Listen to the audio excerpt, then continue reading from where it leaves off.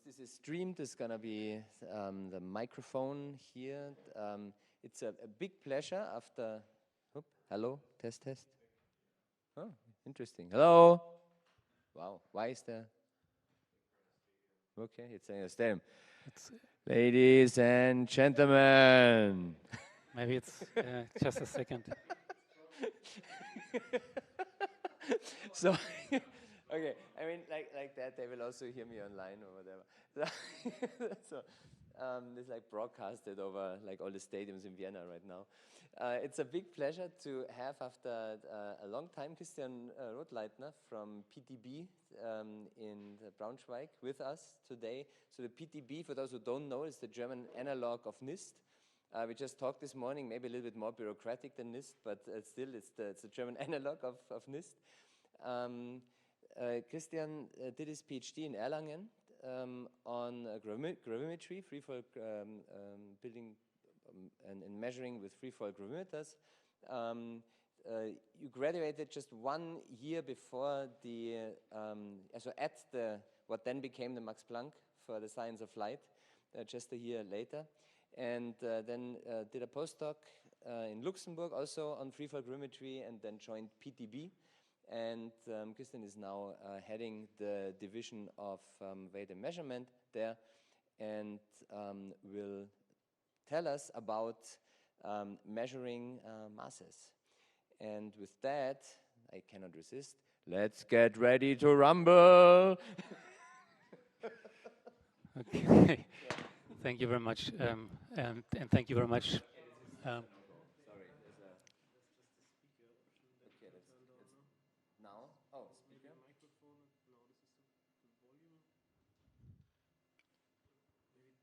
No idea. Let's try now. Say something. Can you hear me now? Yeah. Okay, it's better.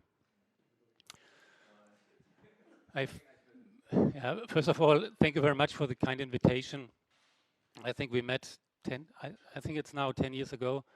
We met at NIST, at the Big G, whatever conference or gathering. And just a correction: I'm not heading a division. I'm a working group leader of the metrology and weighing metrology. So, metrology and weighing technology is called in English. So my talk today, as the name says, it's about the Planck balance. The Planck balance is a Kibble balance. I don't know who has heard about a Kibble balance. I will explain it. And big mass metrology for the little ones.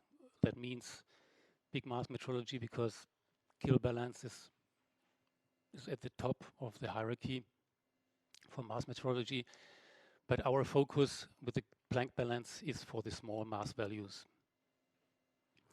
And short about the content, it's basically divided in 3 chapters. Like, I will explain the international system of units with the focus on mass metrology. Then how today we realize the unit kilogram and the SI system. And then I will explain the Planck balance and why is it important in the future for mass metrology.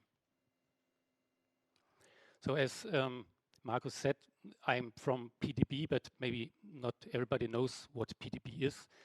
So we are the Physikalisch-Technische Bundesanstalt, the National Metrology Institute in Germany. And we are part of the Ministry of Commerce, Economy and Energy, it's called now, And we are the pendant of NIST, but also here in Österreich, it's the BEW, Bundesamt für Eich- und Messwesen, Eich- und Vermessungswesen, exactly. So our task is we are the supreme authority on all matters relating to correct and reliable measurements. And this contains also the realization and the dissemination of legal units like mass, second, kilogram, second, meters, and so forth. but we also have to store the standards at PTB, and we have to make international comparisons with other NMIs. But also we have to make research and development in the field of metrology to always improve the measurement. There are also others, but this is the focus of this talk now. And why, the first question is, why do we need a system of units? Why do we try to harmonize the system of units? And yeah, if you look at, I'm sure also here in Vienna, if you go to the marketplace, then you will have there a bar which defines or defined in the former times the length. This is the Braunschweiger Elle, the Brunswick L, and in the SI units, it measures 57 centimeters approximately. If you go to Nuremberg, for instance, then you have the Nürnberger Elle, and it has in SI units another measure. So the trade was not easy in former times, and because it was not harmonized. So if you traveled from one side to the next, then you had always to remeasure your goods. And we think that now we have the system of units, but we are unfortunately still not harmonized at all. If you look at this example, that was the Mars Climate Orbiter was sent in 1998 to Mars in order to measure the climate, atmosphere, and the surface of the Mars. But what happened?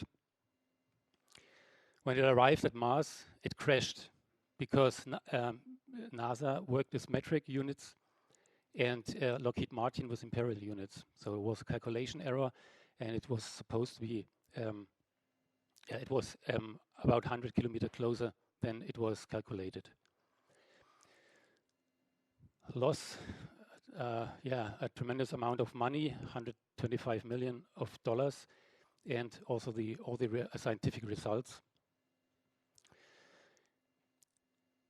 So nevertheless, we have the SI unit, and what is the SI unit system?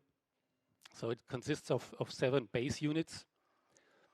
The meter, the second, kilogram, candela, Kelvin, ampere, and mole. These are the base units, and all other units are derived. And here 2 examples, like the Newton or Farad. And you can see that some of the units, like the meter, is defined by the velocity of light in vacuum. So it's defined by fundamental constant. The same for the second. But in the old SI, before the redefinition in 2019, the kilogram was defined by a piece of metal, by an artifact, the international prototype kilogram, which was stored in close to Paris. But how? Just a very brief history of the Mars. How did we define or realize the Mars? That was beginning with the definition of the meter, and 1 meter was 1 part in 10 million of a quarter of the Earth's meridian. So first, the meter was defined by an arc length, but it was then realized, because it's easier to handle, by this metal bar, also made of platinum iridium, which was then a representation of 1 meter exactly. That was before it was then redefined by the velocity of light. Then, when we had this meter, then we could define the mass. That was defined by the content of 1 cubic decimeter with distilled water at the temperature of 4 degrees Celsius. But that was also just a definition, and the realization was then a kilogram made of pure platinum, a cylinder, which you can see here, and it was called the kilogram of the archives, or Ka. So that was a definition by the substance in a defined volume. And we'll see later that that's also very close to what we make in a realization experiment today. And that's reproducible because we have the definition and then we have a realization, but the definition stays always the same. But I mean, that times the uncertainty was very high. So just 300 milligram for a mass of 1 kilogram. And then just 100 years later, more or less, it was redefined again by a cylinder of now platinum iridium. And this international prototype of kilogram, which you can see here, so it looks like this, was then the definition for the kilogram until 2019. And then that was really the artifact. So it was the piece of metal itself which defined the kilogram. And the weird thing about this is if you touch it, then it would still be the kilogram. All other masses derived from that would change, but the kilogram stays the kilogram. And if it got damaged, it could not be replaced. Yeah. There were made copies, so it was not reproducible. Then, but the big advantage, as it was very stable, it had no uncertainty. So mass metrologists were very happy about that because the reference mass had no uncertainty contribution to the calibration. So from this international prototype of kilogram, there were made 40 copies, and then they were distributed to the member states who signed the agreement. And the funny fact is that United States also that time got it, but so they signed the agreement, mutual recognition agreement, and had the kilogram, but they still are not working with the kilogram. So that time, Bavaria, for instance, was a kingdom. So Bavaria had its own kilogram. Germany then another one. In nowadays, we have also the kilogram from the DDR, and the number of 52, I think. So yes.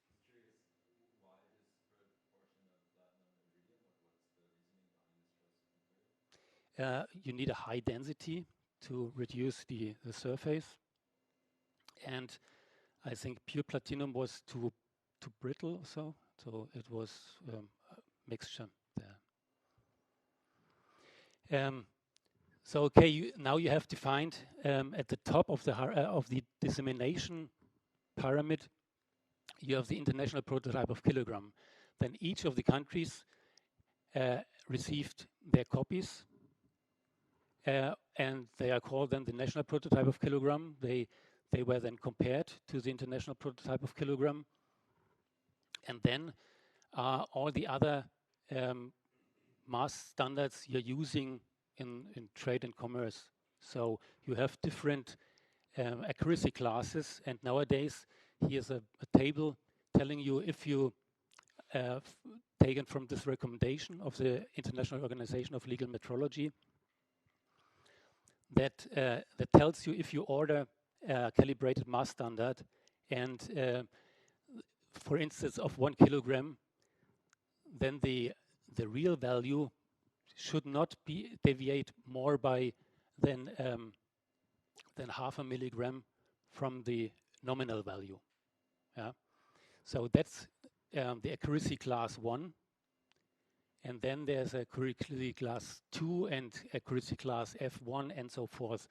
And usually those standards here with accuracy classes E1 and E2 are used as reference standards for calibrating then mass standards of lower accuracy classes of lower uncertainty or higher uncertainty. And these are then taken in laboratories or in the trade or to make measurements. And if you can see, I mean, this is the same as the table, but to make it more illustrative, that the lowest uncertainties are at the value of about 1 kilogram. But the smaller the masses become, the higher the relative uncertainty. So you see here that for 1 milligram, you are in the range of a couple of 10 to minus 3 or so of relative uncertainty. But in 2019, this kilogram, or the kilogram, the unit, was redefined. And it was redefined and now reference to the Planck constant, because the Planck constant was measured during the time before with the Kibble balance and the silicon sphere experiment. And then this number was fixed. And now the mass is defined by this numerical value of the Planck constant. But obviously you need also the meter and the second. But from that day on, it was the 20th of May 2019, this was not anymore the definition of mass, of kilogram. So what is then here at the top of the pyramid? And how do we now, from this definition, it's just a wording, how do we realize a standard? So we need to have a relation between a mass and the Planck constant. And the answer for this is in the same way as we measured the Planck mass, the Planck constant. Because for the experiments we needed a mass, and we measured the Planck's constant. Now the Planck's constant is fixed. Now the mass is released, and we can measure the mass. And there are two ways which had the sufficient accuracy to measure Planck's constant with uncertainties at the level of 10 to minus 8, let's say. And that was, on the one hand, the XRCD method, the silicon sphere, which is nowadays mainly done by PTB, but also NMIJ, the Metrology Institute from Japan, and ITRI from Taiwan. They bought one of the spheres from PTB. But there are many others who make their realization experiment via the Kibble balance. And there's the NIST, NRC, Canada, BIPM. That's the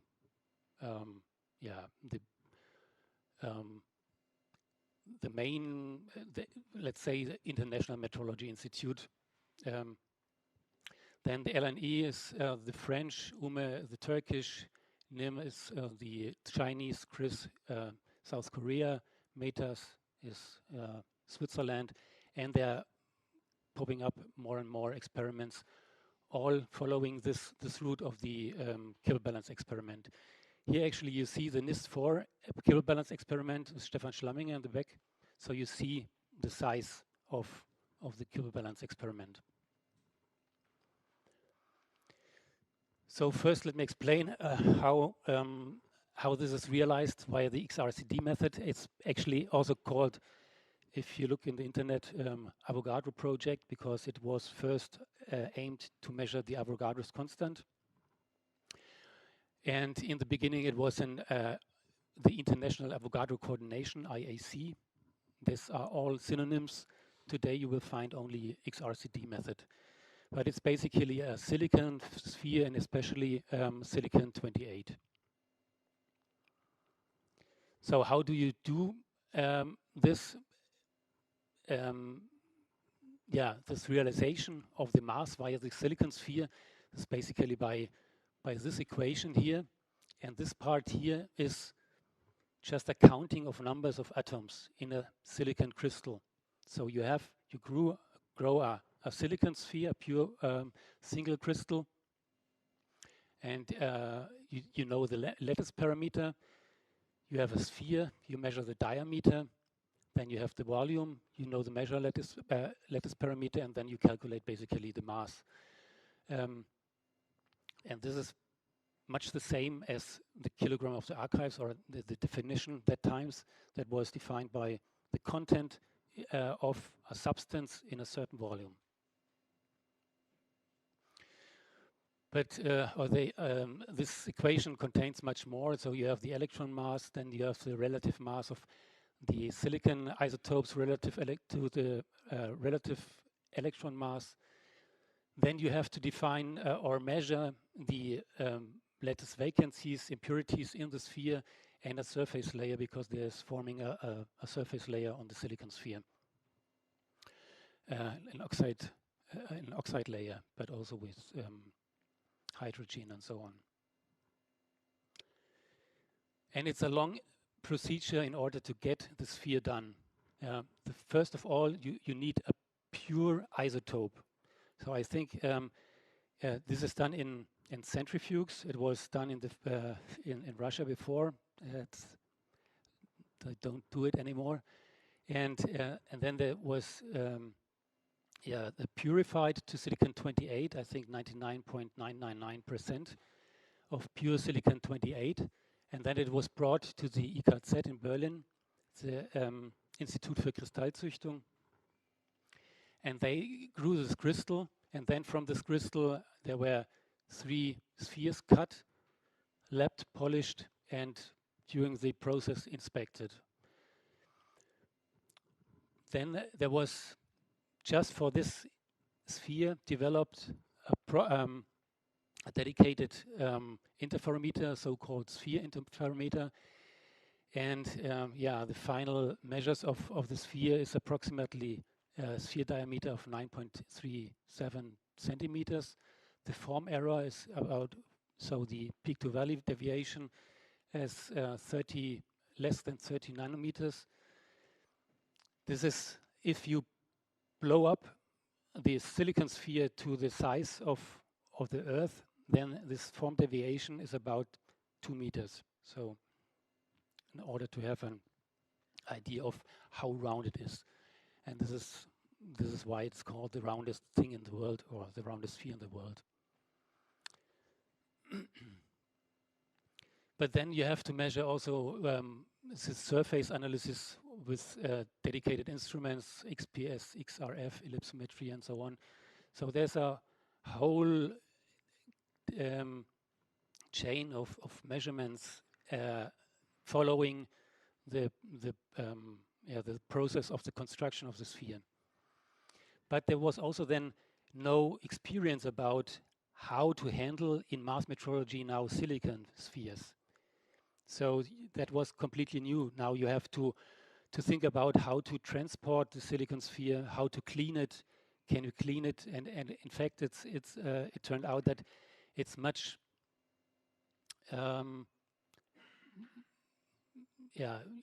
much easier to clean a silicon sphere than a cylinder of stainless steel, because if you clean this, a mass, let's say a kilogram mass of stainless steel, then you have to wait several weeks or months until it gets stable again. But on the other hand, the silicon sphere, if you clean it once, then after a couple of hours or days, you can already remeasure. It has the same mass value again. And now we have basically 2 categories. We have the primary silicon-28 spheres, which, if you want to buy one, costs about 1 million. And as I said, but that's not much. It sounds a lot of money, but it's not much. It's basically the money of the material cost and nothing else. Yes, We have several, but around the world, taking part in the international comparisons, there are 3. So the PTB, then NMIJ from Japan, and ITRI in Taiwan. Taiwan bought one of these. But there's also the idea, so this technology, yes? Maybe I missed it, but how, so that the lattice defects, how big of an effect do those play? How clean can you grow such a silicon crystal? Because you had this term in this equation. Mm-hmm. But how is this measured, and how big of an effect does this play? There, I don't know exactly. I'm sorry, but I think they are just cut outs of. I mean, it's one crystal, and you assume that in the remaining parts you have the same crystal density, and so you take slices which are not part of the sphere, but from the single crystal, and you investigate them. So you take them also to measure the lattice parameter, and yeah, also the density distribution and so on. And can you assume that those can be extrapolated to the... That's, yeah. Principally, you could do X-ray tomography. Exactly. That sounds horrible. It's not complete. We had, many years ago, we had the head of the European Tucumán facility here for a talk. He was talking about X-ray tomography, and I remember we also discussed that, whether it is possible or not, would be possible or not. That's of course so huge. No.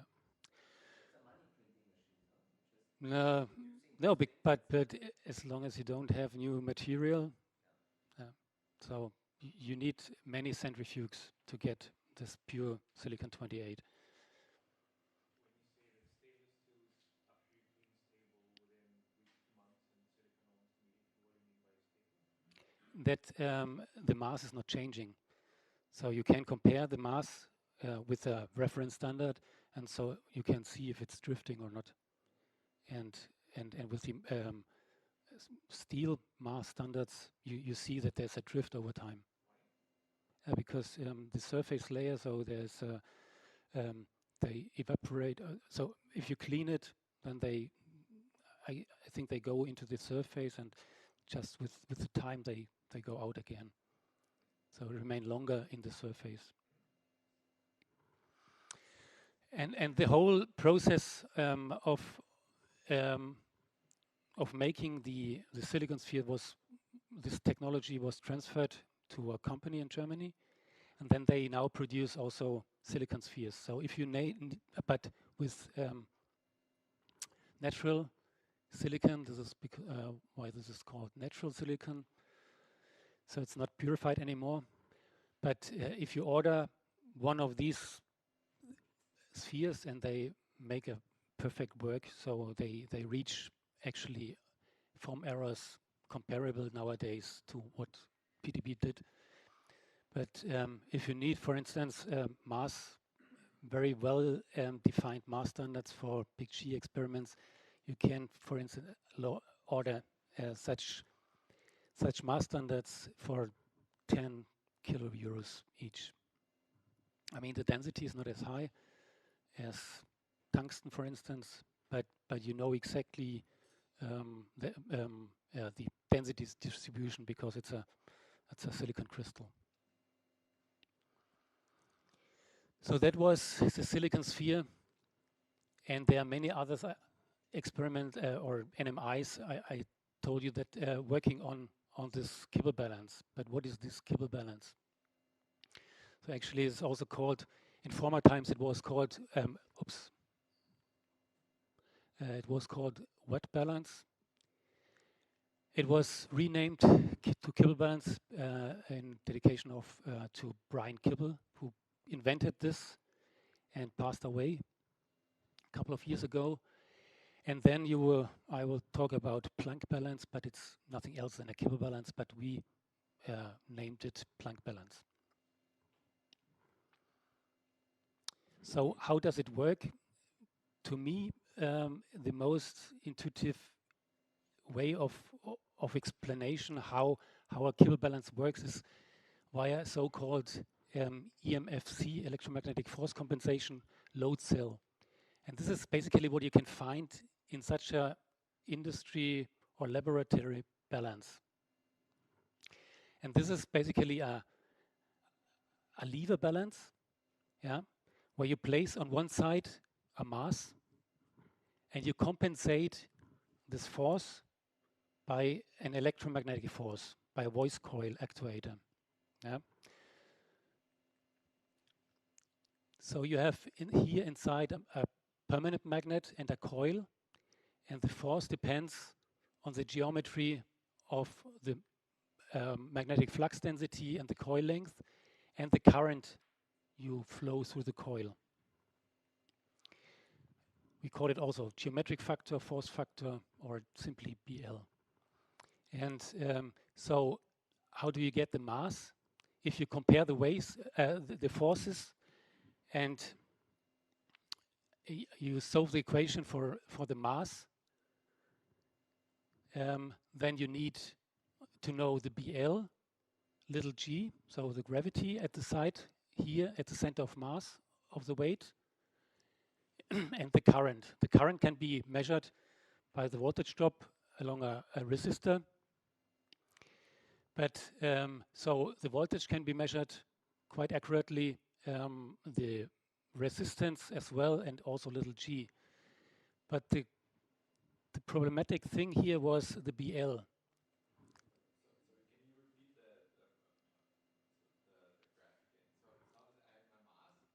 So you place a mass on top here, and then it would just turn down.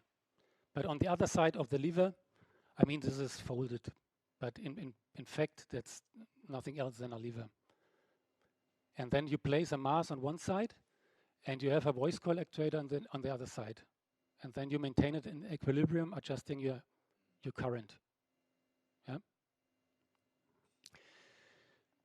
So in principle, you could derive your mass just by measuring the voltage, the resistance, little g, but the problem is the BL. Because you need to know exactly the flux density, magnetic flux density, and the coil length, which is in the magnetic field. And that you cannot measure to 10 to minus 8 or so.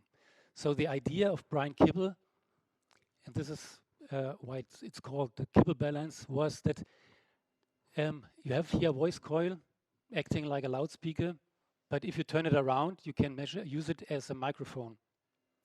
So that means that if you move the coil through the magnetic field, you induce a voltage.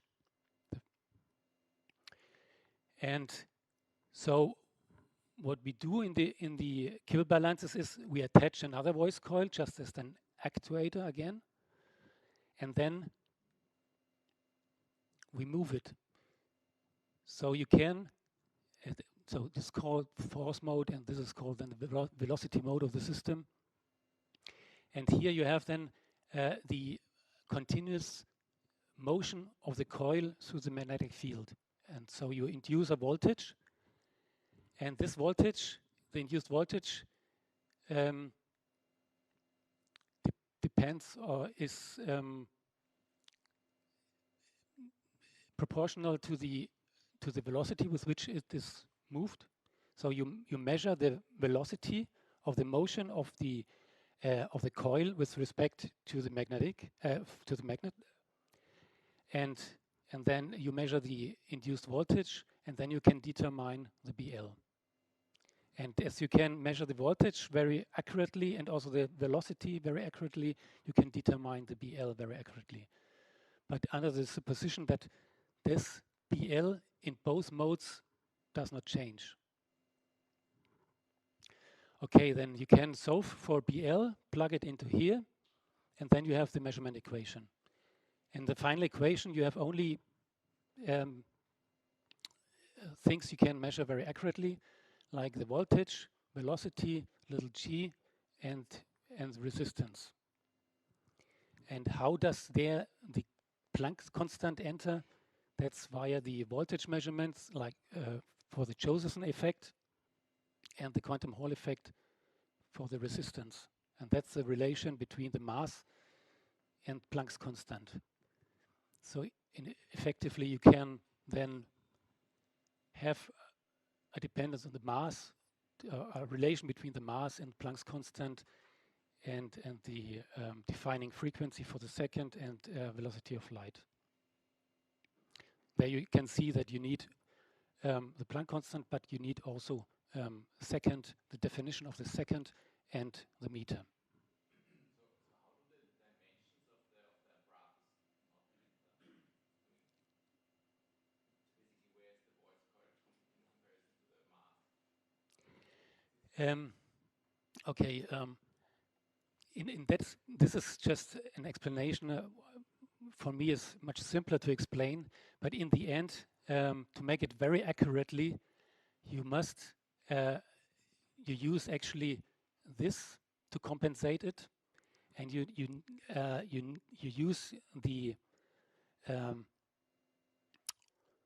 load cell, the metallic component, as just as a guidance, but you compensate it directly below the mass. You could exploit the leverage ratio, but that produces more uncertainties. But the idea is the same. So now you're only sensitive to errors in dimensions, basically, or an error in positioning, is that right? There are many subtle issues in that. Yeah, you have to align it exactly along. The force must be really attached here along the plumb line to the center of mass of the mass piece. Then you have to align the laser exactly along the little g and so forth. I mean, that's the measurement equation, which allows you to calculate the expected uncertainties. But the setup itself, the alignment is very critical. So there enter many other uncertainty contributions. So how is then a determination of the mass done? So you have 4 steps. You have again the measurement equation here, the BL. In a first step, you determine your BL. In a second step, then follows the weighing itself. So the first step is basically a calibration of the instrument. The second one, or the next 3 steps, are the weighing itself. So you place a mass piece on top and put it into equilibrium and measure the current you need to maintain it in equilibrium. Then you take off the mass piece and measure again, because you need to measure the difference. You want to measure how much is the difference in current you need to measure 1 kilogram. And then you make usually another measurement, again with a mass piece, in order to see if there was a drift during that time. And finally, you have another measurement of BL, also to check if there was a drift in the measurement of the BL, the calibration. Okay, this usually is then done with certain measurement devices, but they have to be traced back to national standards as well. How do we do that? So on the top of this voltage measurement is the so-called voltage Josephson voltage standard, programmable Josephson voltage standard, or just Josephson. So you can measure voltages to, let's say, DC voltages, but we measure also AC voltages to, let's say, 10 to minus 10 or so. And then you have resistances. They can be traced back to the quantum Hall resistor, also in the same order of uncertainty, more or less. Then you need to measure a little g. This is done usually with freefall absolute gravimeters.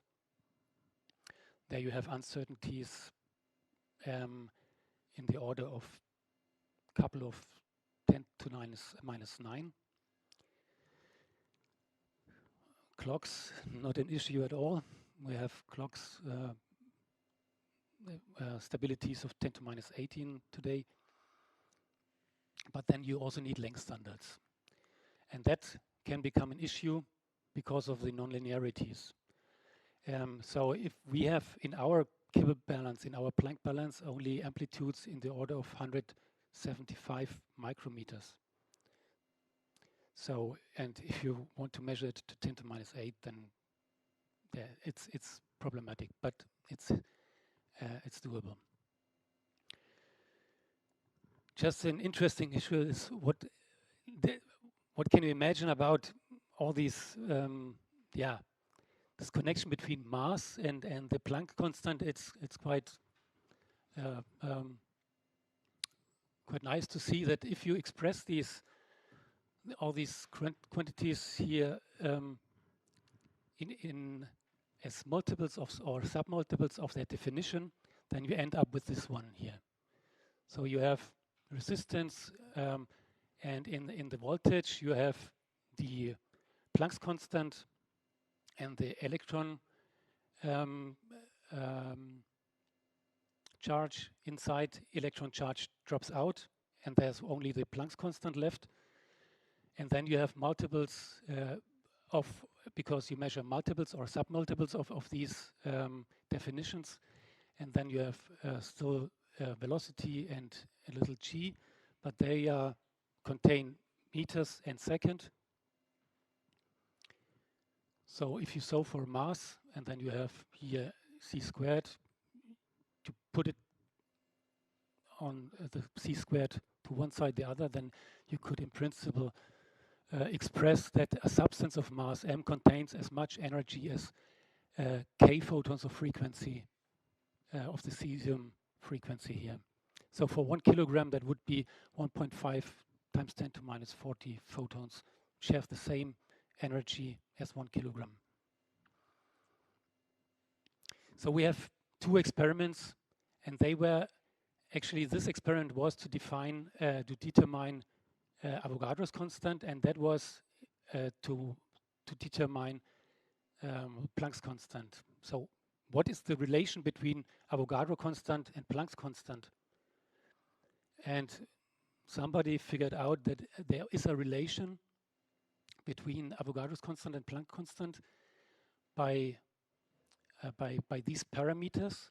And in fact, if you look how well you can determine all these different parameters, then you can convert one constant into the other without loss of much of the precision or the accuracy.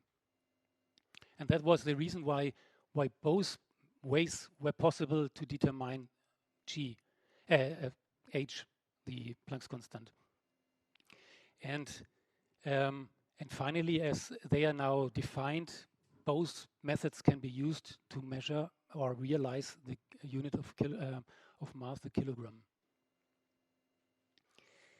And now all these dedicated experiments, Kibble balances, and also silicon or XRCD method, they now realize every 2 or 4 years the kilogram, and then they send this kilogram or the realization to the BIPM in Paris, and they compare them. That is in order to see if they agree to a certain extent. And that's the latest comparison. So you see there are only 3 XRCD methods. This is ITRI, it's just another name. But you see that they agree already very well. In the beginning, they did not agree very well, and so they agreed on calculating a so-called consensus value. And when the consensus value becomes stable, then this will not be anymore a consensus value at just every NMI who has such an experiment can then realize their own as a proper national standard by this way and make the calibrations. So we had the old SI partly defined by artifacts like a kilogram. Now we have the new SI, and in the new SI, all the units are defined by constants of nature. And actually, constants of nature are valid, as we know, everywhere in the world. And now that means that everybody can now realize the units, because it's just a definition. If you know the constants of nature, you can make the same realization experiments anywhere. And that was actually also the dream of Max Planck, who also suggested to use his constants, but he included also the big G. But he said that by defining it via constants of nature, necessarily retain their meaning for all times and for all cultures, even terrestrial, so extraterrestrial. This is what he said, and extra-human, and can therefore be called natural units of measurement. So Newton's constant is not in the whole thing. No, because the uncertainty is too big. It would be a big trouble in metrology. On this, since,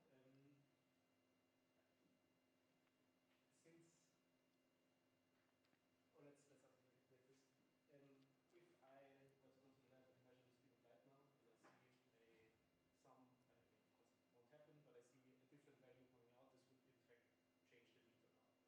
No, because this is defined now, as well as you cannot measure Planck's constant again because it's defined. It's a defined constant. So if you measure velocity of light, velocity of light is defined. He refers to, imagine that we go into two different labs, we follow the same procedure, but then we bring the spheres together and they happen not to have the same mass. What then happens? Is the question is what happens if they don't agree? They happen not to agree. That would mean that what we call a constant in nature was not a constant in nature. But No, this is not exactly what I mean. I mean, initially, before I know now the speed of light is a fixed number, but it was measured at some point, it sets to some value that was previously also expressed in meters that were defined in a different way. If I were to go to the lab now and measure the speed of light, and you would see the effect in something else you would measure. Now, what happens if the experiments become more and more accurate? Yeah? That it turned out that when during the measurement of the Planck's constant, you had some systematic effects in your measurements, then the true value of Planck's constant would have a different value. But you have it defined now. Now, if you get better and better with your systems, then the mass you would measure now would be different to the mass of the international prototype of the kilogram. So there would be an offset. And that's exactly why they wanted to have an agreement before the redefinition. And after the redefinition, they make repeated key comparisons of their of their realization experiments in order to see if there's a drift or if they stay constant. It's now your meter to second conversion.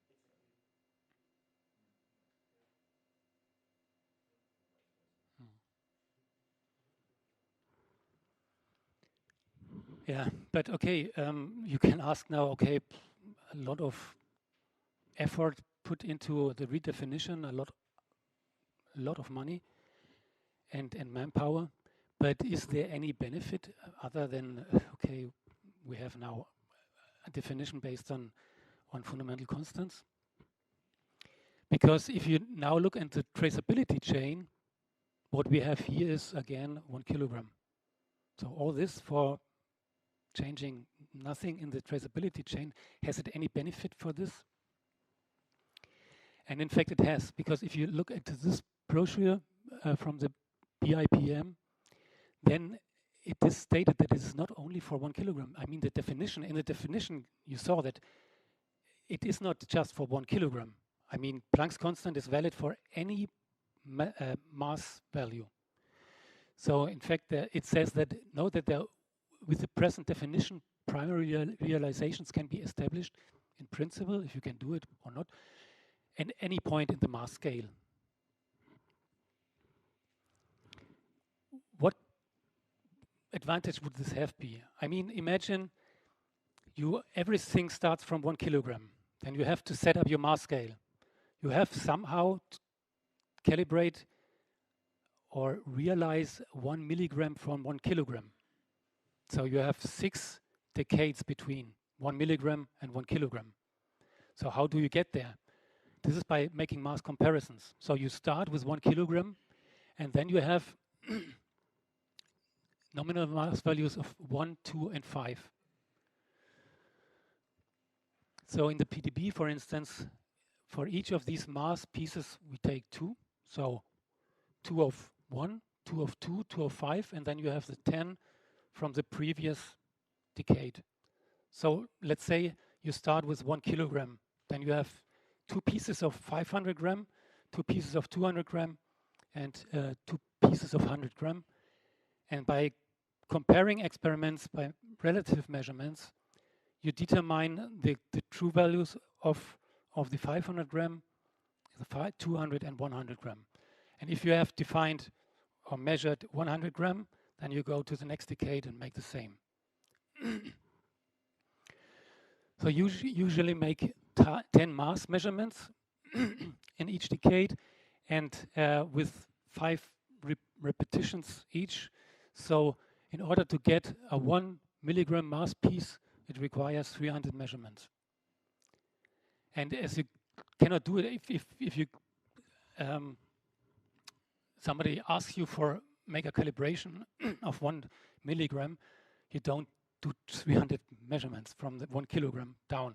So you make it once a year, to my knowledge, and that you set up the mass scale.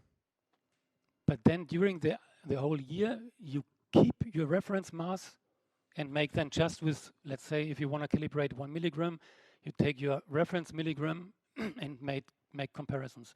But during this year, the mass can also change, so you have to handle it with care. And then the longer you wait, the more increases the uncertainty. And this, in fact, is what, by this setup of the mass scale, what PTB can do. It's an old figure, but I think it has not changed very much.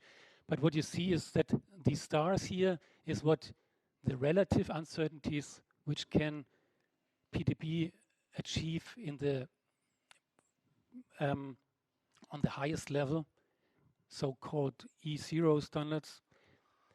And this also explains why the OIML recommendation is going here. For smaller mass values, the relative uncertainty is increasing. And you see that the lowest uncertainties are very close to 1 kilogram. So in the same decade, so 100 gram has the same relative uncertainty as 1 kilogram and 10 kilograms. But there's another issue.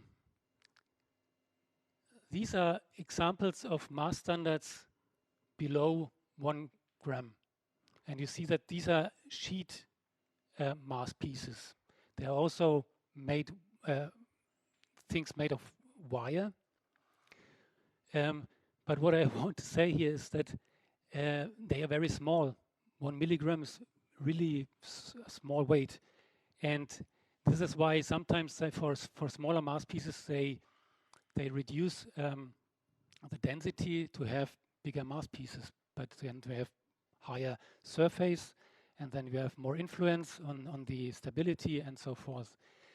And just for a comparison, what is 1 milligram? So a normal housefly weighs about 20 milligrams. So if you calibrate a 1 milligram mass standard, that's very tricky. And so this is why in the recommendations of the OIML, the smallest mass value is 1 milligram. You can calibrate also smaller mass values, but that's not an official thing. So I want to weigh something that weighs 1.3 milligrams, Mm-hmm. and I bring it to you. What is your uncertainty on your measurement then? With the Planck balance, I can show you maybe the numbers later, but if you have an odd number, that's another issue, because then you have to need combinations of several mass pieces in order to counterbalance the weight. My question is basically, what is the error on your balance, right?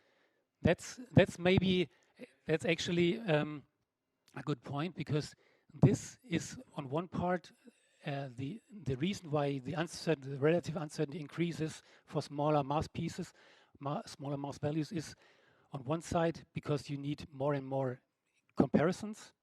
Then, but also you are limited by the repeatability of your balance, because if I mean you have a mechanical system, and depending on the stiffness of your balance, you have a higher or lower repeatability. Let's say if you have the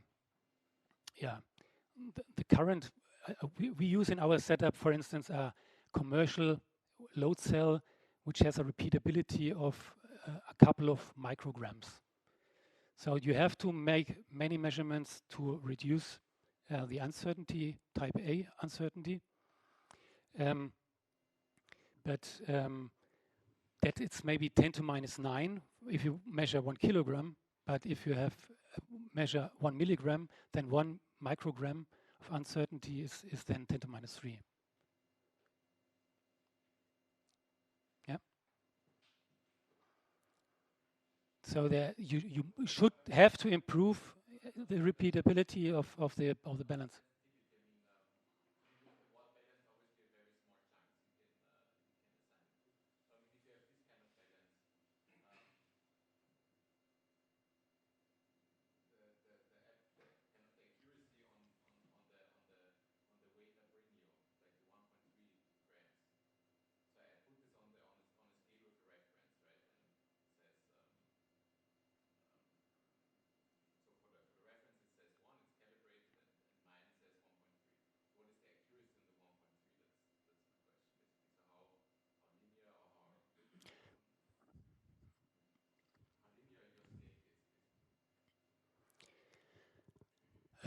There's, I think there's not a general answer. It depends on the system, and you have to evaluate your system, the linearity.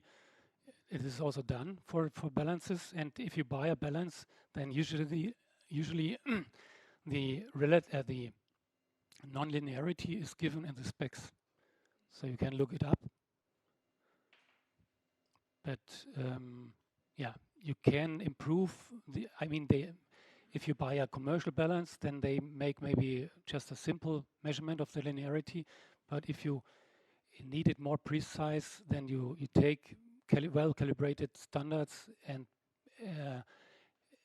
evaluate your own non-linearity of the balance. But there's no general comment on that.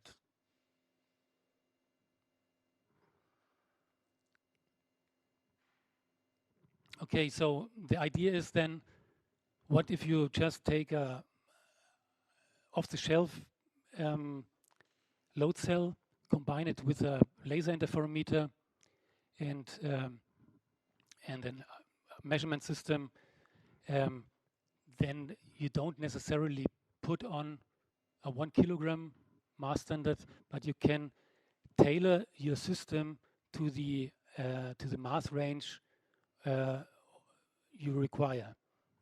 So let's say that maybe you can the need is not at the kilogram, but you most of your calibration requests are at the gram level or so. Then you could construct a tabletop system, a very compact system, which has maybe not 10 to minus 8 of relative uncertainty, but you don't need it for 1 gram. If you compare to the OML, what you can make from the by setting up the mass scale, you reach to 10 to minus 6 at 1 gram. So the requirements in your measurement system is lower, and then you can say, okay, I want to tailor my system to different accuracy classes, so E1 or E2, or I say that specifically to other nominal values, not 1 kilogram, but maybe 1 milligram. But the other thing is that, as I said, that the mass pieces are very small, and it's kind of weird that you calibrate with that system mass pieces, and with So we have a balance with which you calibrate mass pieces. Then you take this mass piece of accuracy class E2, for instance, and by that means you calibrate balances. So you have a balance, mass piece balance. So why not immediately take your balance? It's auto-calibrated. So it's the realization experiment itself. So why not applying the balance directly? And that was basically a project we started at PTB together with the TU Ilmenau. And we started that back in 2017. Funded by BMBF, the Bundesministerium für Bildung und Forschung, and it run until December 2019. And then since then we continue working on this experiment at PTB, but also TU Ilmenau is working still on that experiment. And we were actually one of the first who went this way. Most of the other experiments were with a focus on 1 kilogram. So what advantage does it have? So you can take, if you don't need 10 to minus 8 or 9, then you can take other much cheaper measurement devices. A Josephson standard costs several hundred thousands of euros. A free-fall absolute gravimeter, you don't need it the whole time, but it costs $500,000. So it's a very expensive experiment in effect, and if you work only on 1 kilogram in the uncertainties of 10 to minus 9. But you can, take for instance Fluke 732C or so, which has uncertainties. I mean, this has to be calibrated against Josephson as well, but not. You don't need the Josephson. You just send it then maybe to PTB and ask, can it calibrate it, or to a calibration office. And calibrate it maybe once a year. Also the same with resistance. And for the gravity value, actually you can ask in Germany, it's the BKG. Here in Austria, it's the BEV. You can ask if they can come and measure the free fall acceleration. And this is maybe one disadvantage of this kind of balance, because you're measuring an absolute value and not just a relative comparison with other defined standard. So you need to know the absolute free fall acceleration at the site and at the point of the center of mass of your mass piece. And that's very delicate. But you can model it more or less as you can bring your absolute free fall gravimeter and then measure the mean gravity value at that site. And but then you have daily variations due to tides to sun and moon in the order of 3 times 10 to minus 7 already. And if you now have your balance, let's say in this story, and then you go one story up, then you have maybe a difference of 5 meters, I don't know. And 1 meter due to the 1 over r squared law, you have a difference in gravity per meter of 3 times 10 to minus 7 relatives. So you need to know where you set up your system, and you cannot easily move it. That's maybe a disadvantage. Then you can use simpler clocks, and if you want it very trivial, then you maybe take length ruler if the uncertainties requirement are not very high, but usually you use also laser interferometers. But then you can focus, and this is the focus of our system, to a mass range. So you can try that your system, you can cover a broad mass range up from, in our case, from 1 milligram to approximately 10 gram. In the beginning, the project was aimed for 1 milligram to 1 kilogram. You cannot reach everything to the same relative accuracy, but so we now focus on this mass range, and you see that requirement from this is Spanish, but Kibble balance. They focus just on 1 kilogram. So the expected advantages are that you reduce the uncertainties, because you can tailor your system exactly for that mass range, and then you can make more repetitions of the measurement to reduce type A uncertainty. This makes no sense if your reference value, reference mass piece has a certain uncertainty, and this is your limiting factor. You don't need to make many repetitions of the measurement. So it makes no sense in the old version to make many measurements if you are already limited by the reference mass piece. But in the case of the Kibble balance, you can improve your type A uncertainty by making many measurements. Then the mass scale make it maybe obsolete. You don't make the subdivision from 1 kilogram any longer, and also for weighing substances. But there's still a lot of work. This is the dream, but you don't know still, not yet, what do you need in legal metrology in the future? It has to be approved in some sense. How do you make sure that this is traceability, the traceability is ensured, and so forth. So there's still things to be done on international and national level. So in fact, if you look at the traceability pyramid, that at the top there's still the definition via the Planck's constant. Then in principle you have your realization experiments and everything follows the old scheme. But with the tabletop Kibble systems, you could tackle the pyramid at every of these levels, as it is a realization experiment. And now I come to our system and the Planck balance, and this is tailored for to small mass values. And this is then the size of our setup. On the right-hand side, you see also the scaling. And yeah, you see that the instrumentation is still big. We also try to reduce that. And how does it look then? If you make a measurement, then first you see that this is moving. So this is the calibration of the BL, the determination of the BL. And then you make a measurement in the weighing mode, in the force mode. First with a mass, then without a mass, again with mass, and then you repeat the other thing. This is now, if you make it a bit more compact, and in fact now we have also made measurements. So a set of mass pieces from 1 milligram to 100 grams. We have compared here only some examples. They have been calibrated by PTB, the old scheme, by comparing two reference standards. That was done by PTB, just a calibration from the calibration lab, and these were the measurements of what were performed with the Planck balance.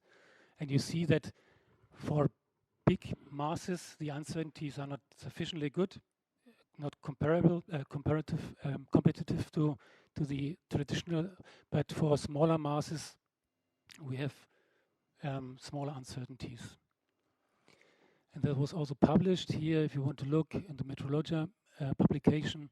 And in fact, these dots are the measured values with what the PTB capability is. So it was not at the best what they could do, but the green one would be if you extend our measurements to the whole range, and then you see there's this limitation actually currently by voltage measurements. Yeah, here you see on this uncertainty budget the main error contributions of the voltage, as we use the Fluke reference standard.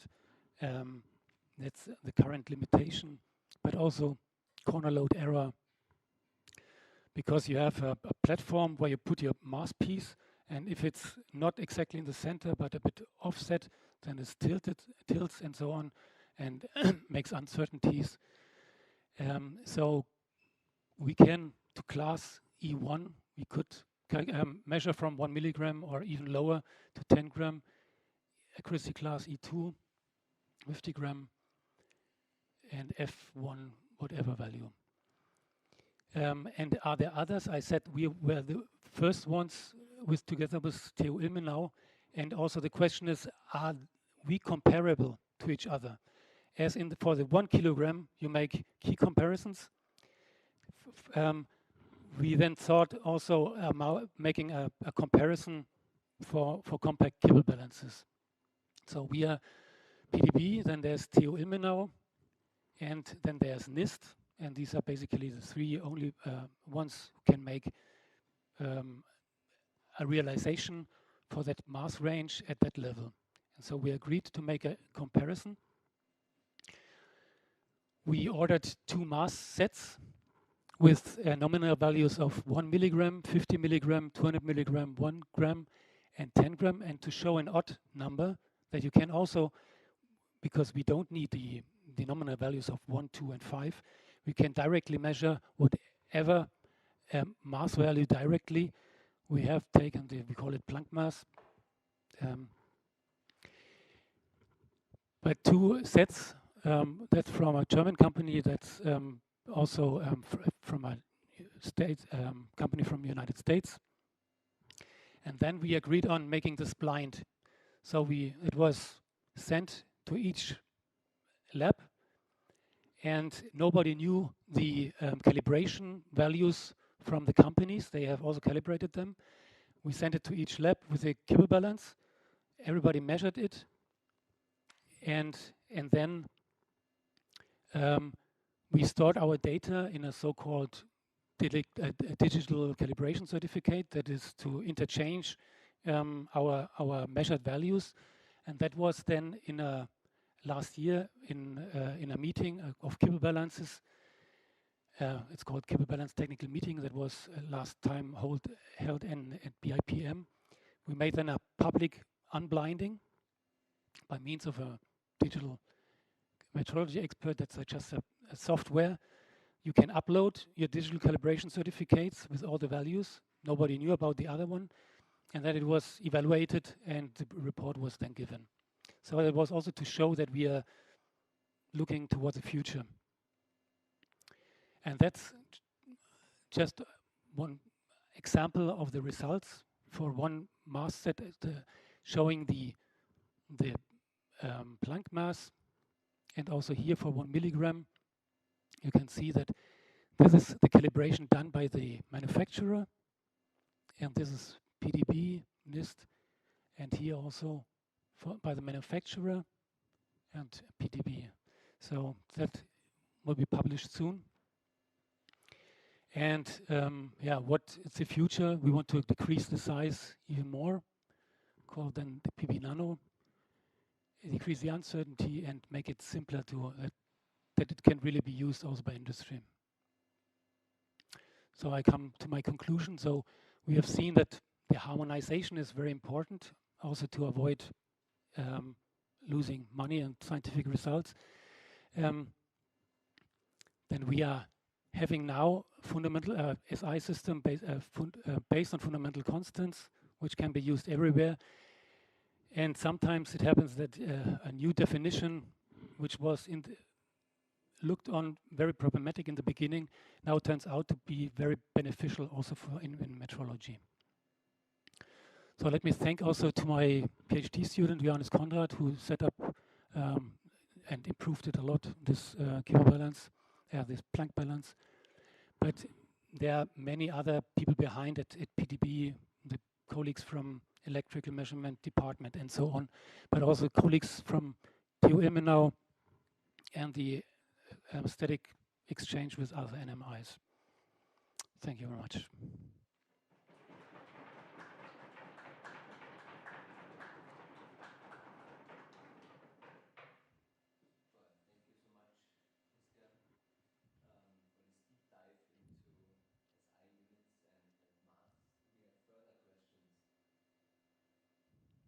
Second or last slide where you showed the comparison of the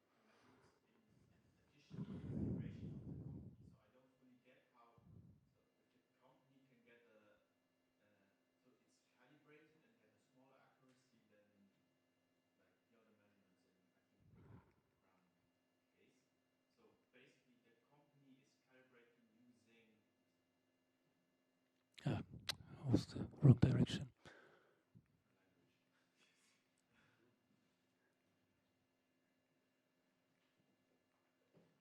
Yeah.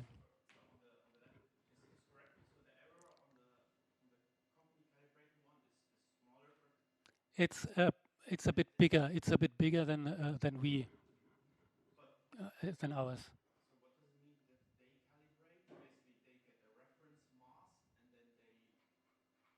So everybody calibrated it, but the idea was then taking only the participants, excluding the manufacturer. That was just for a comparison, how far we are offset. It's like the key comparison in the for the 1 kilogram. You make you calculate a key comparison reference value by all the contributions of the measurements, a weighted mean of all the numbers you're given by the different participants. And then it's compared in the case of 1 kilogram to the IPK, to the international prototype of kilogram. But that's not included in the measurement, in the calculation of the reference value. And this is what you see here in green is the reference value with this contributed measured or calculated uncertainty. And then you can see how close you are to the reference value. But by putting also the manufacturer here, you can see how well do you agree the reference value to the value in the traditional measurement scheme. So the manufacturer made the measurement in the just by comparing with reference standards. Yeah. So basically, this plot is comparing this new smaller Kibble balance to the standard Yeah. mass measurements of a reference. That shows you two things. Yeah. First of all, that our reference value that we calculate is very close to the traditional method. And the other thing is that how close are the different the different contributors or different labs to that reference value. So it's so we basically show that we are prepared to make measurements for lower masses at the same level, let's say, with lower uncertainties, relative uncertainties, but that in absolute uncertainties, that's even better than in the traditional method. And not only smaller uncertainties, but we agree with the traditional method. I have a very hands-on question. How do you clean the silicon sphere? Are you pouring ethanol on it? There's a special substance. It's I think it's like soap or something like this, and you clean it really, and you can with and then no, it seems to be very easy, and you can handle it quite good. Hydrogen atoms, because otherwise they go into the matrix and diffuse the sphere, and this is not changed. No, it seems that it's not the case. I mean, there were measurements over years, and it seems to be very, very stable.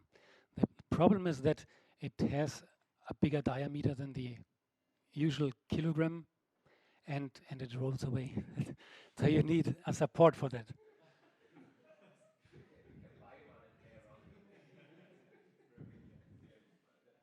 That's a disadvantage, that you need a support itself, and then you have the problem that the support needs to be measured or fixed, and that this does not influence the measurement itself. And then they were distributed around, so the natural spheres were then distributed around the world, and other NMIs were asked to make measurements if they can handle these spheres and so on. Turned out not to be so easy, but if you put a bit effort, you can. So there was also one sphere sent to NIST, that they put it into their NIST forward balance. Yeah, it's possible.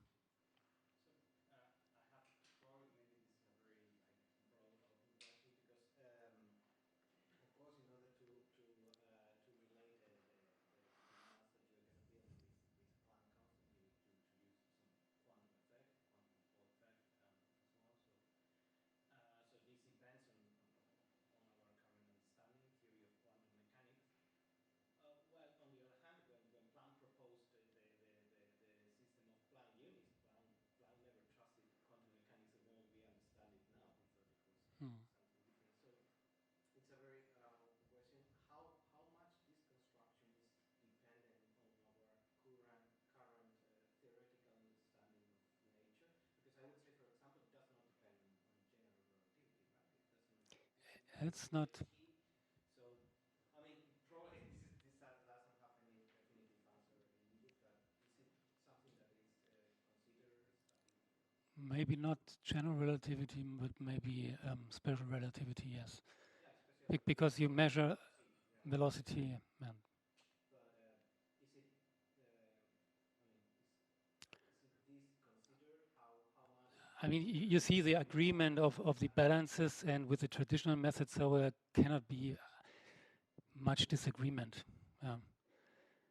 between. I mean, if you compare the realization experiments with the IPK, they are in good agreement. So I think they're not really serious influences of effects we don't know so far.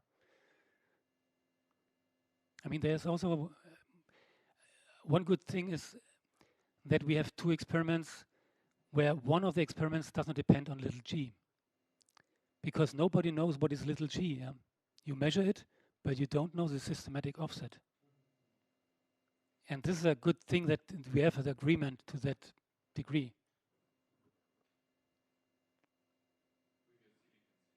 Exactly. That's completely independent of little g. Completely different question. What's the interest of industry? Because you said basically industry is interested in getting, for example, They are following our scientific results, but I think they are hesitating still because of the money. Because it's why are they interested at all? That's a. They did not say it. So they are. I think they are also still looking for applications, but it's too costly for now. So they. I think one argument for selling such an instrument is like selling something very special, that there are some institutes who want to have it because it what it will, and so like a Ferrari, you don't need it, but you want to have it. Okay, very good.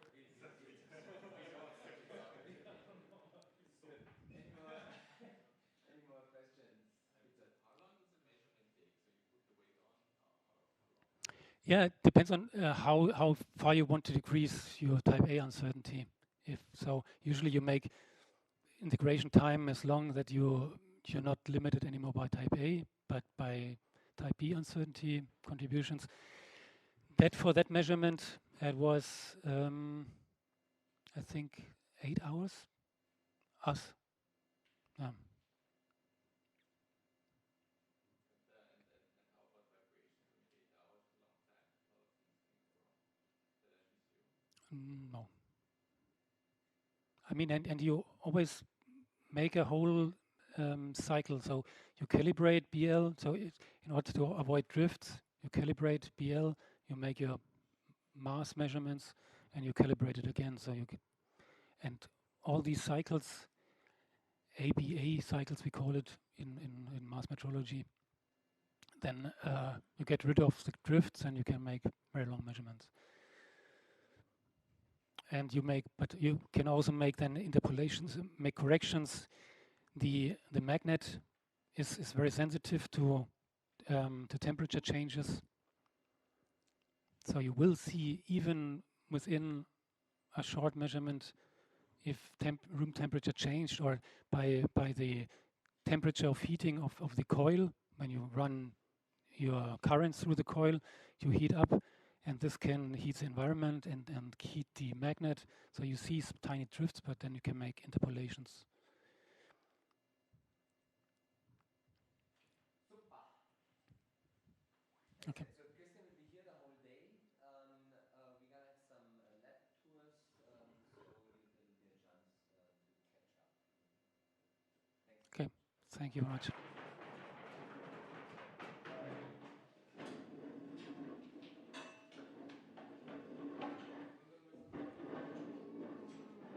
Schwierigkeiten gerade, die zu lösen sind. Aber überlegen wir uns. Warte, warte. Keine großen neuen Fragen. Wir haben gerade, es gibt gerade Schwierigkeiten, weil ja. Aber wenn, dann Passt. Danke. wann geht's los? 13:30 hast du gesagt? Ja, ich muss jetzt schnell telefonieren. Wollt ihr vielleicht schon mal zumindest runterschauen? Ja, das können wir machen. Ist das Vielleicht möglich? erstmal einen Kaffee trinken oder noch ein Glas Wasser oder so? Ja. Dann mache ich schnell mein Telefonat, ich weiß nicht, wie lange das dauert. Komm dann. Ja? Und dann gehen wir mittags essen. Und dann muss ich in die Vorlesung und dann. Ich komme dann auch mit dir. Ja? Okay, super. Alles klar. Gut, gerne. Ich hole Sie gleich ab. Hier, in 2 Minuten. Sorry, Markus. Du schon wieder? Ja, ich weiß. Was brauchst du jetzt genau? Sag. Ich wollte nur noch mal fragen, ob das noch steht, dass du den Career Development Talk am API Circuit. Wann ist das? 5. Juni. Juno. Ja. 5. Also Freitag. Ja. Vertragsende von dem. Okay. Ja, wann?